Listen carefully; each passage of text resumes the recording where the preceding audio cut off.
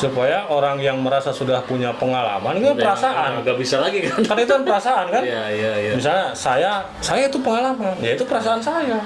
Kan belum tentu bagi orang lain bahwa pengalaman itu paralel dengan kualitas. Betul. Dan belum tentu yang baru itu tidak lebih baik ya. Belum tentu. Itu kan. Faktanya Bisa jadi lebih baik.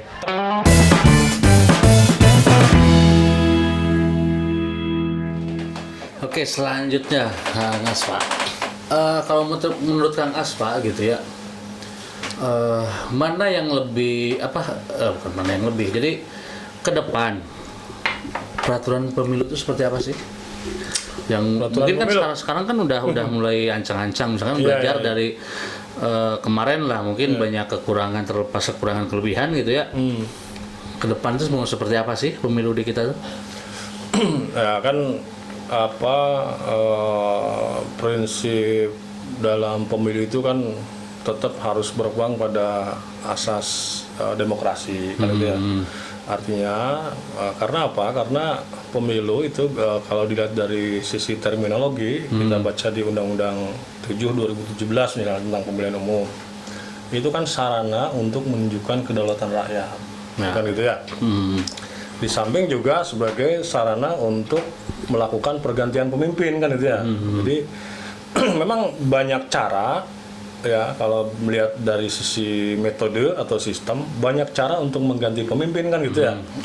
Ada yang sistem tunjuk, ada yang musyawarah dengan lembaga perwakilan, ada yang memilih langsung. Nah, dalam konteks sistem demokrasi yang dianut di Indonesia adalah dengan cara melakukan pemilihan langsung.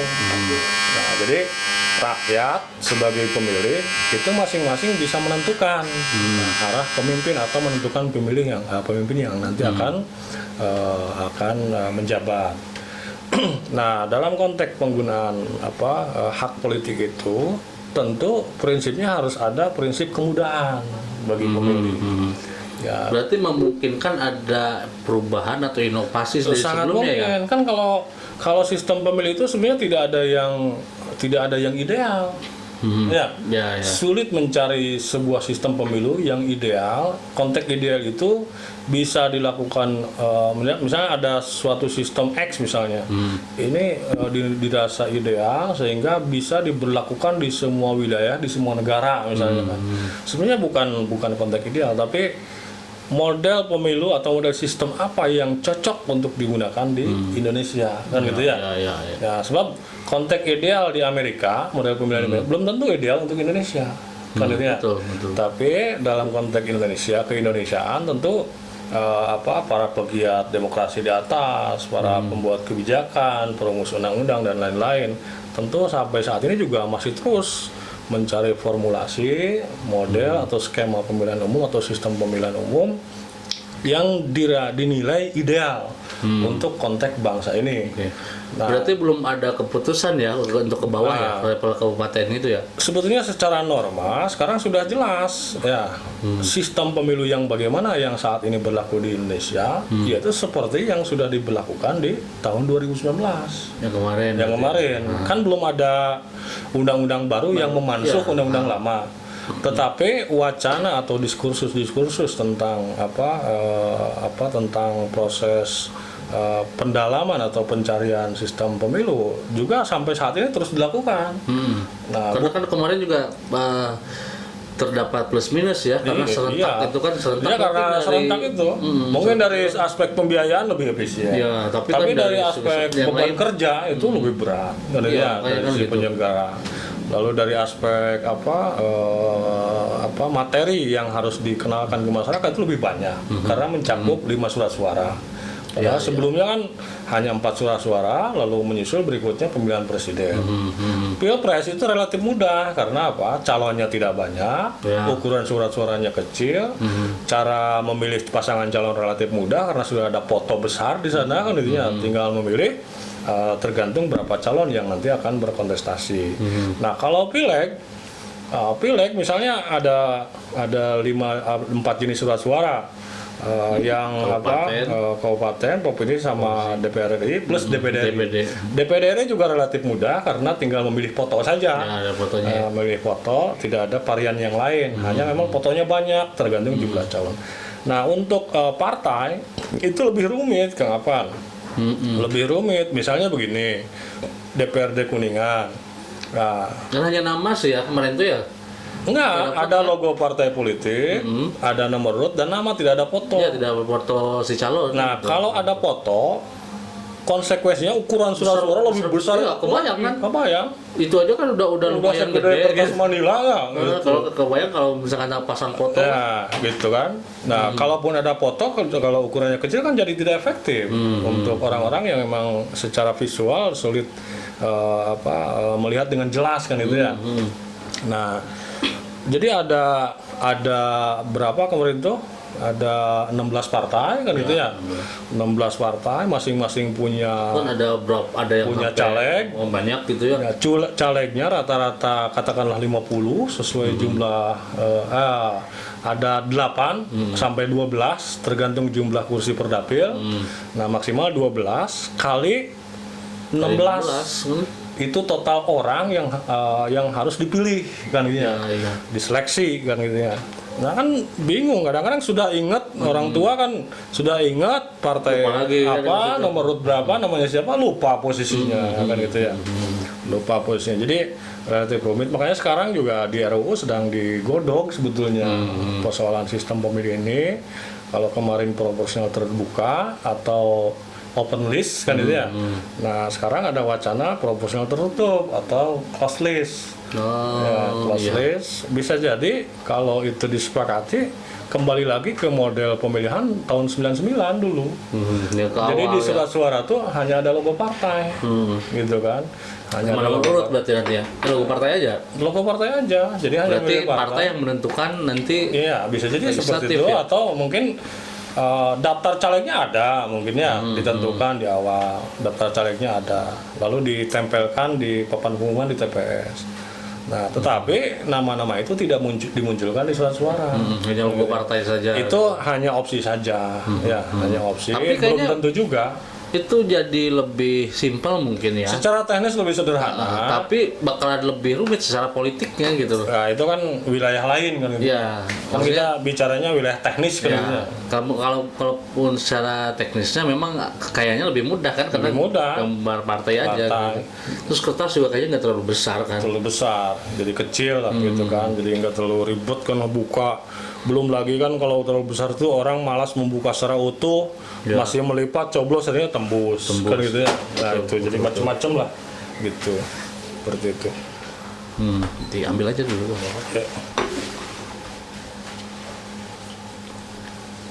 Oke. Pertanyaan terakhir mungkin ya. Ya.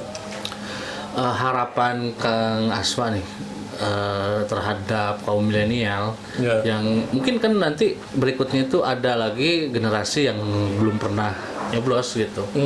Nah, mungkin bisa menyampaikan pesan apa yang bisa ingin sampaikan lah kepada generasi mereka gitu. Ya, saya kira pemilu atau pilkada itu sebuah keniscayaan, sebuah keniscayaan karena memang itu sudah legal, gitu ya, menjadi sebuah sistem transisi kepemimpinan di Indonesia, baik itu untuk memilih pemimpin di eksekutif maupun legislatif. Nah, pemilih milenial atau kalangan muda lah katanya, kalangan muda plus di dalamnya adalah pemilih-pemilih baru yang baru menginjak usia 17 tahun atau lebih, atau sudah mengalami pemilihan tapi usianya masih di segmen pemuda.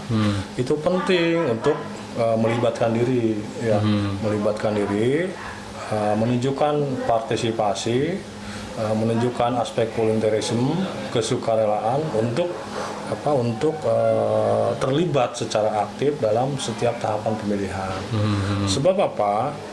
Sebab siklus generasi itu kan akan terus berjalan. Siklus generasi itu akan terus berjalan, apalagi ke depan kita mendapatkan bonus demografis yang cukup besar kan itu ya. Yang di dalamnya adalah kelompok-kelompok usia produktif dan lain-lain. Nah, kalau kalau misalnya sudah dimulai sejak dini keterlibatan aktif dari teman-teman warga atau pemilih-pemilih milenial, itu saya kira kualitas demokrasi ke depan kita optimis akan terus mengalami peningkatan. Sebab apa? Sebab kehidupan kelompok milenial hari ini dengan usia muda 10 tahun yang lalu itu kan berbeda. Ya. Betul. Ya, anak-anak atau teman-teman yang sekarang usianya 20 tahun itu cara mendapatkan informasinya, lalu fasilitas-fasilitas media informasi dan lain-lain itu kan jauh lebih lengkap daripada usia saya saat usia 20 tahun. Betul. Daripada saya kan waktu itu belum ada HP, segala macam. Sarananya masih terbatas. terbatas. Artinya dengan kayanya khasanah sumber informasi itu tentu menjadi modal bagi kelompok pemilih milenial untuk mendongkrak kualitas demokrasi. Ya, lalu di mana wilayah partisipasi mereka atau di mana makom mereka sebetulnya? Sebetulnya banyak hal yang bisa dioptimalkan untuk diisi oleh kelompok-kelompok milenial itu. Bisa menjadi bagian dari penyelenggara, bisa menjadi bagian dari pengawas, bisa menjadi bagian dari pemantau, bisa menjadi bagian dari kontestan, atau kalau usianya sudah memenuhi syarat bisa menjadi kontestan kan gitu ya. Nah, calon bupati kan usianya 25 tahun minimal ya. Itu kan berarti sudah bisa menjadi kontestan ya. Nah gitu kan. Nah lalu tidak masalah anak-anak muda misalnya usia SLTA kalau sudah menginjak usia pemilih atau mahasiswa menjadi tim sukses, saya kira tidak masalah. Ya. Karena untuk tim sukses nggak ada persyaratan. Nggak ada persyaratan. Yang penting mau memenangkan. Syarat tim sukses itu kan dan kan siap dibayar kecil kan. Itu kan sudah internalnya si kontestan. Nah, jadi bagian dari penyelenggara itu sekarang sudah sangat longgar. Karena menjadi anggota PPK, menjadi anggota PPS KPS itu minimal usianya 17 tahun. 17 tahun ya. Pas seperti halnya usia pemilih. Jadi begitu menginjak usia pemilih, kan itu ya, maka dia punya hak untuk menjadi bagian dari penyelenggara. Nah ini Kang, ada masalah yang dulu pernah saya bahas itu kalau nggak salah itu masalah PPK yang di desa itu apa? KPPS. Itu kan maksimal 2 periode ya. Oh iya, pembatasan periode. Pembatasan periode di tingkat desa. Karena kan gini, sepertinya untuk tingkat desa agak sulit gitu kalau saya bilang sih. Karena mungkin bukan hanya di desa saya, tapi di desa yang lain juga sama. Ya, bisa dilihat lah, mungkin di desa itu yang aktif itu kan hanya itu saja gitu ya. Biasanya kan gitu. Sedangkan kalau sudah memenuhi 2 periode itu kan harus ganti itu dengan orang yang memang ideal baru banget gitu. Itu gimana sih? Sebetulnya tidak jadi masalah secara prinsip. Soal susah itu justru kan awalnya usia penyelenggara itu kan 25 tahun minimal tentunya. 25 tahun waktu itu belum ada pembatasan periode. Lalu tiba-tiba di menjelang pilkada kemarin kan itu ya 2018 itu jadi 17 tahun. Nah itu dalam rangka supaya surplus memenuhi kebutuhan karena ada batasan periode.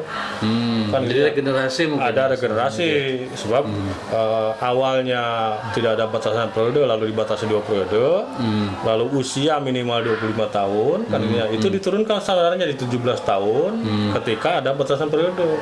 Ya jadi sebenarnya potensi untuk rekrut penyelenggara itu sebenarnya banyak, nggak kurang. Nggak kurang kan logikanya begini Kang Apan, kan basis TPS itu biasanya dusun atau RT. TPS itu butuh 7 orang.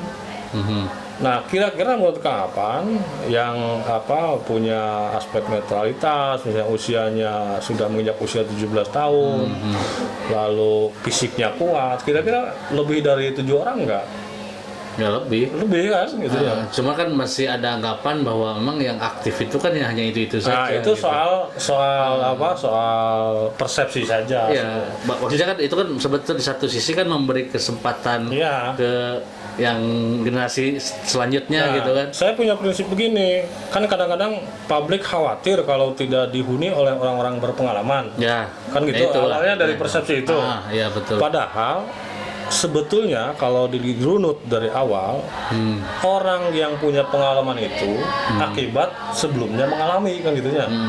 di fase awal dia belum mengalami Sama, bukan punya pengalaman kasusnya. kan di awal. Karena berkali-kali disebut orang pengalaman, Ya, kan iya. gitu. Nah, supaya anak-anak muda ini punya pengalaman, maka Jadi harus kasih didorong kesempatan untuk gitu ya. mengalami, Oke. kan gitu. Ya, jadi tidak ada masalah sebenarnya. Terbukti kemarin di pilkada dan pemilu itu banyak orang-orang yang baru menjadi anggota PPK tapi berhasil, banyak yang baru menjadi anggota PPS tapi berhasil. Nah, yang paling sulit itu memang di tingkat KPPS. Karena apa? Justru kadang-kadang begini kasusnya. Ya, ini kasuistis kan itu tidak semuanya. Hanya mencontohkan. Justru malah anak-anak muda itu tertutup kesempatan akibat orang tua yang belum mau melepas. Nah, itu juga ada Itu kasus kan itu. Ya, ada ya? Betul. Nah, jadi sebenarnya potensi muda itu ada, hanya ruangnya menjadi tertutup karena yang merasa sudah punya pengalaman, ya, yang legok tapak genteng kadeknya, tidak mau melepas dan memberikan kesempatan kepada anak muda. Itu kadang-kadang jadi problem juga. Ya, jadi memang KPUD juga mungkin nanti harus terus menyuarakan, mengkampanyekan hal itu ya mungkin ya. Iya. Memberi pengertian. Ya, itulah tujuan ada pembatasan periode kan begitu, supaya orang yang merasa sudah punya pengalaman, kan perasaan, nggak bisa lagi kan. kan itu kan perasaan kan. Iya. Misalnya saya itu pengalaman, ya itu perasaan saya. Kan belum tentu bagi orang lain bahwa pengalaman itu paralel dengan kualitas. Betul. Dan belum tentu yang baru itu tidak lebih baik ya. Belum tentu. Gitu kan. Faktanya Bisa jadi lebih baik. Tenaganya lebih kuat, pikirannya lebih fresh, kan gitu ya. Ya, dan kan suka ada yang nuding katanya, wah penyelenggara curang ABCD kan gitu ya. Justru yang tidak punya pengalaman itu lebih potensial untuk karena alam pikirannya masih fresh, masih polos, steril ya, dan cenderung fokus biasanya kan. cenderung fokus. Jadi dia juga di samping belum punya pengalaman menjadi penyelenggara, dia juga belum punya pengalaman berbuat curang. Ya. Kan gitu. Dan belum banyak pikiran Mas. Belum banyak pikiran, belum punya banyak beban. Iya, betul. Katakanlah misalnya anak muda belum berumah tangga, ya kebutuhan dia hanya untuk memenuhi kepentingan dirinya, sehingga tidak mencari yang lain-lain. Iya, makanya presentasi untuk curangnya makin kecil kan kalau kayak gitu kan. Ya mudah-mudahan, tapi bukan berarti yang pengalaman curang enggak, Ya, kan gitu ya. enggak. Tapi paling tidak kan Ya. aspek itu bisa dieliminir kan gitu ya. Iya. Dan hikmahnya apa? Hikmahnya di setiap wilayah, di setiap kampung-kampung, desa-desa, katakanlah di 2005 TPS waktu pilkada kemarin dan 3.566 TPS waktu pemilu 2019, itu pada akhirnya punya banyak kader-kader potensial di desa-desa untuk kemudian dimanfaatkan oleh lingkungannya masing-masing. Karena kadang-kadang menjadi penyelenggara pemilu itu menjadi jembatan ya buat publik di lingkungan di bawah gitu kan, di basis dusun, di desa, ya untuk kemudian mereka diberdayakan dalam konteks kehidupan bermasyarakat di desa masing-masing. Karena memang jadi PPS itu capek loh. Capek. Maksudnya 2 tahun itu ya di PPS itu luar biasa loh. Luar biasa, ditempa habis-habisan dengan honor yang tidak seberapa. Ya honor nggak kayak gitu. Tanggung jawabnya luar Capeknya itu biasa luar biasa dan itu. tidak boleh sakit, tidak boleh salah. Betul. Ya, Betul. kan begitu kan jadi tidak boleh sakit, tidak boleh Hukumannya salah. kan luar biasa Nah, gitu. Sehingga ketika masuk fase post election, pasca pemilihan, itu masyarakat, tokoh-tokoh yang sudah malah melintang di desa, pada akhirnya punya kebanggaan, banyak tunas-tunas baru yang nanti akan menjadi tokoh-tokoh di desanya masing-masing. Jadi gitu. dari ke situ ya lebih ke regenerasi. Regenerasi kepemimpinan, regenerasi untuk pengelolaan peningkatan kualitas demokrasi dan lain-lain lah. Gitu. Sayang kan banyak mahasiswa kuliah kan Iya. dia aktif di Ya, level remaja-remaja kabupaten. di Ketika kampung. pulang kampung dia tidak menjadi apa-apa. Iya, betul. Ya, jadi ruang menjadi penyelenggaraan ini menjadi sangat bermanfaat luar biasa Kang Opan. Oke, cukup mungkin ya Kang Asep ya. Siap. Sebelumnya terima kasih sudah hadir di podcast Gen Avandi gitu. Mudah-mudahan next time bisa kesini lagi. Ya, Kita bicara siap. mungkin di waktu yang lain dan juga tema yang lain. Siap. Gitu. Terima kasih sebelumnya. Jangan lupa pada teman-teman yang belum subscribe, silakan subscribe atau share dan juga komentar di bawah. Sampai bertemu di video selanjutnya.